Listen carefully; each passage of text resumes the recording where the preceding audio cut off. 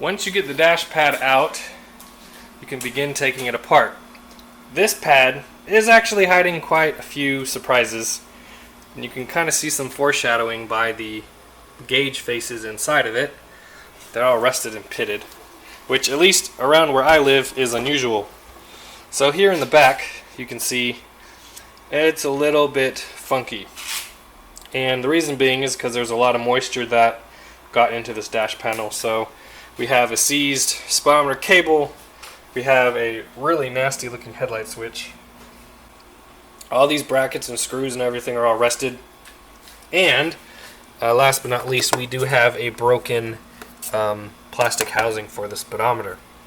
So in this video we're going to talk about this tack board, which is inside this side of the dash. Let me show it to you.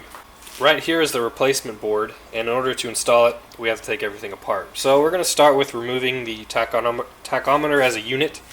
It's fairly simple. There's just 3 Phillips screws, 1, 2, 3, and the whole unit comes right out. With the screws removed, we can remove the housing. There's supposed to be a ground strap that goes from here to here. It's missing on this one. We'll put it back the right way. But now we can take the tack out and we can get it by itself. Next, we want to separate the tack from the actual lens and housing. It's a 1/4 inch. There's 3/4 inch screws all around the outside edge. Hopefully they're not too rusted in there, or I'm hoping these ones will be somewhat easy to get out.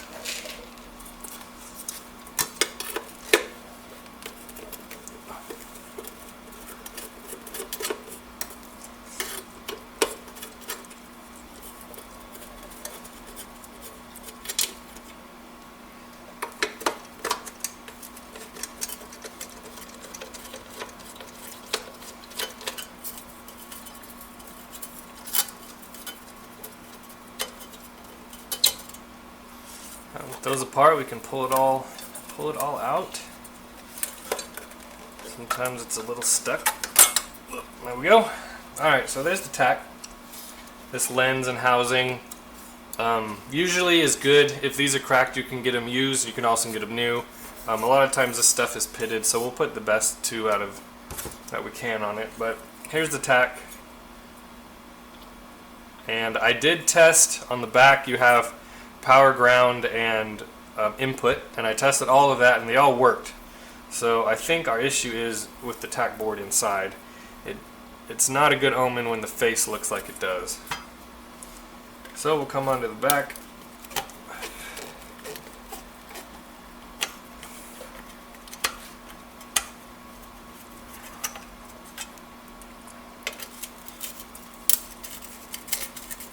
We'll try these first 2 and see if it comes out. If not, then maybe these second 2 hold something in, but I don't remember.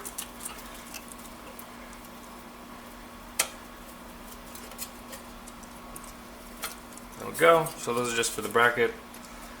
Alright, and so here is the actual tack itself. You can see the new board is a little bit smaller than the old one, but the next 3 things we have to take off are these 3 parts. These 3 connectors that go into the tack board are 5/16.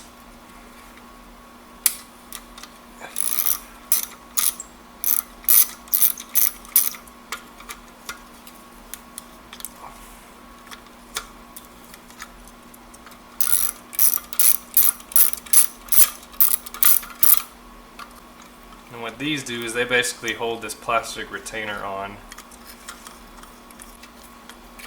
Alright, those come off. Alright, so there is a sign that this tack board is no good. It's gotten hot right there. And we are going to take it off and look at the other side.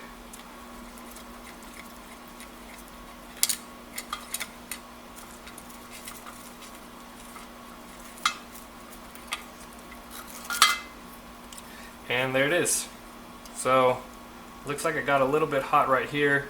Other than that, the board doesn't look too bad, but it wasn't working with good power and good ground, so we're going to replace it.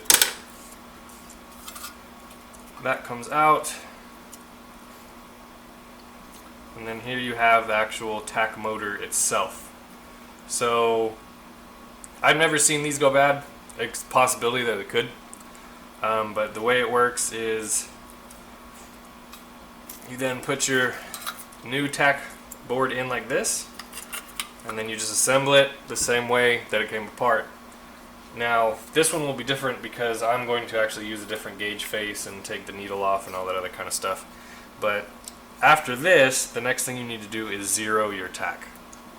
Next we're going to do something called zeroing in the tack. Basically, when the tack gets power, the needle should point at 0. You can remove this needle and you can put it anywhere you want. So there's a potential that, especially if you take this needle off, that when you put power to it, it'll point at 20 or point at 60 or just point any random place.